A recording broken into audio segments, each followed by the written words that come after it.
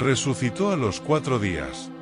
El milagro de Jesús que obligó a sus enemigos a matarlo. En el vasto tapiz de los relatos evangélicos, pocos episodios resuenan con tanta fuerza emocional y trascendencia espiritual como la resurrección de Lázaro. Este milagro, narrado exclusivamente en el Evangelio de Juan, no es solo un acto de poder sobrenatural, sino una ventana abierta a la intimidad de Jesús, donde se entrelazan el amor humano, el dolor compartido y la revelación definitiva de su identidad como Hijo de Dios. Es una historia que confronta al lector con las preguntas más profundas de la existencia. ¿Cómo entender el sufrimiento cuando el Creador parece callar? ¿Qué significa creer en medio de la desesperanza? Y, sobre todo, ¿qué voz puede quebrar el silencio irrevocable de la muerte? La resurrección de Lázaro trasciende el ámbito de lo prodigioso para convertirse en un símbolo de la promesa cristiana. En un mundo antiguo donde la muerte era un umbral sin retorno, este relato desafía las leyes naturales y las expectativas culturales. Pero más allá del asombro que provoca ver a un hombre emerger de la tumba, el episodio es un drama teológico cuidadosamente construido. Cada detalle, la demora deliberada de Jesús, las lágrimas compartidas junto al sepulcro, la orden que desata vida donde solo había descomposición, está cargado de significado. Aquí, el evangelista Juan no solo presenta un milagro, sino que teje una narrativa que anticipa el clímax de la pasión, la propia muerte y resurrección de Jesús.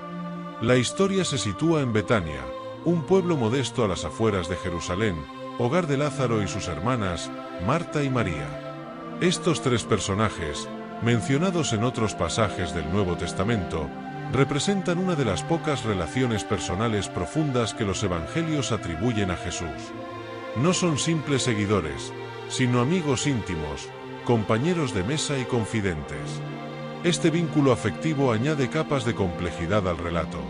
Cuando Jesús recibe la noticia de la enfermedad de Lázaro, su respuesta no es la prisa que esperaríamos de un amigo, sino una pausa calculada. Es aquí donde el texto revela su tensión central, el conflicto entre el tiempo humano, marcado por el dolor y la urgencia, y el tiempo divino, orientado a un propósito eterno. El episodio también es un espejo de las contradicciones humanas. Marta, práctica y devota, cuestiona a Jesús con una fe mezclada de reproche: si hubieras estado aquí. María, más contemplativa, se derrumba en llanto a sus pies. Los dolientes judíos, entre lágrimas y murmullos, encarnan la duda y la curiosidad. Y en el centro, Jesús mismo, descrito en una de las escenas más conmovedoras de los evangelios, un hombre que llora ante la tumba de su amigo, pero también el Verbo encarnado que grita con autoridad cósmica. En este contraste, la vulnerabilidad de las lágrimas y la omnipotencia de la resurrección, se condensa el misterio de la encarnación. Además, el milagro actúa como catalizador de los eventos que llevarán a la crucifixión. La fama de Jesús tras revivir a Lázaro alarmará a las autoridades religiosas, acelerando la conspiración que culminará en el Gólgota. Así, la vida restaurada de un hombre se convierte en el detonante de la muerte del Hijo de Dios, en una ironía divina donde la gloria y el sacrificio son 2 caras de la misma moneda. Pero quizás lo más revolucionario de este relato es su mensaje sobre la esperanza en medio del caos. En un momento en que Lázaro ya olía a muerte, cuando toda posibilidad humana se había extinguido, Jesús intervino. No para evitar el dolor, sino para transfigurarlo. No para negar la realidad de la tumba, sino para revelar que incluso allí resuena su voz creadora. Por eso, esta historia, escrita hace 2 milenios, sigue hablando hoy a quienes se sienten sepultados en sus propias crisis, recordándoles que para aquel que es la resurrección y la vida, ningún sepulcro es demasiado profundo, ningún silencio demasiado definitivo.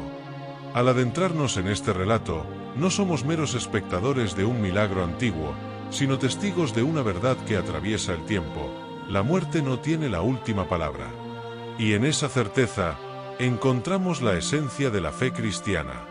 Pero antes de conocer esta historia, te invito a que te suscribas a nuestro canal, nos des un like, comentes y actives la campanita de notificaciones. La enfermedad de Lázaro. La noticia del malestar. Lázaro enfermó gravemente. Sus hermanas enviaron un mensaje a Jesús, que se encontraba al otro lado del Jordán, diciendo: «Señor, el que amas está enfermo». Las hermanas confiaban en que Jesús podía sanarlo, pero respondió con una declaración enigmática: «Esta enfermedad no es para muerte, sino para la gloria de Dios, para que el Hijo de Dios sea glorificado por medio de ella». La demora deliberada. A pesar de su amor por Lázaro, Jesús permaneció 2 días más donde estaba. Sus discípulos se sorprendieron, ya que Betania estaba cerca de Jerusalén, donde los líderes judíos buscaban matarle. Sin embargo, Jesús explicó: «Lázaro ha muerto, y me alegro por vosotros de no haber estado allí, para que creáis». Su retraso tenía un propósito: demostrar que incluso la muerte estaba bajo su autoridad. El encuentro en Betania. La llegada de Jesús. Cuando Jesús llegó a Betania, Lázaro llevaba 4 días en el sepulcro. En la cultura judía, se creía que el alma permanecía cerca del cuerpo durante 3 días antes de partir definitivamente.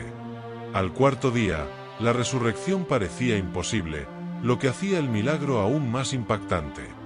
Marta salió al encuentro de Jesús, expresando tanto dolor como fe: «Señor, si hubieras estado aquí, mi hermano no habría muerto. Pero incluso ahora sé que todo lo que pidas a Dios, Dios te lo dará». Jesús le respondió con una de sus declaraciones más poderosas: «Yo soy la resurrección y la vida. El que cree en mí, aunque esté muerto, vivirá». Marta confesó su fe en él como el Mesías. María llegó después y repitió las palabras de su hermana: «Señor, si hubieras estado aquí, no habría muerto mi hermano». Al verla llorar, y a los judíos que la acompañaban también afligidos, Jesús se estremeció en espíritu y lloró. Este momento revela su empatía y compasión, contrastando con su divinidad. La resurrección de Lázaro. Jesús pidió que quitaran la piedra del sepulcro. Marta advirtió sobre el olor, pero Jesús recordó: «No te he dicho que si crees verás la gloria de Dios». Juan 11:40. Entonces, oró en voz alta: «Padre, te doy gracias porque me has oído. Para que crean que tú me has enviado. Lázaro, ven fuera». Con una orden poderosa, Jesús gritó: «Lázaro, ven fuera». El muerto salió, atadas las manos y los pies con vendas, y el rostro envuelto en un sudario. Jesús pidió que lo desataran, completando el milagro. Reacciones y consecuencias. Fe y controversia. Muchos judíos que presenciaron el milagro creyeron en Jesús. Sin embargo, otros informaron a los fariseos, desencadenando una reunión del Sanedrín. Temiendo que Roma los destruyera por disturbios, Caifás declaró: «Es mejor que un solo hombre muera por el pueblo», profetizando sin saberlo la redención de Jesús. A partir de ese día, los líderes judíos planearon matar a Jesús. Incluso consideraron dar muerte a Lázaro, cuyo testimonio vivo era una prueba incómoda. Lázaro después de la resurrección. La Biblia no detalla la vida posterior de Lázaro, pero tradiciones cristianas sugieren. Obispo de Chipre. Según escritos antiguos, Lázaro y sus hermanas huyeron a Chipre durante la persecución.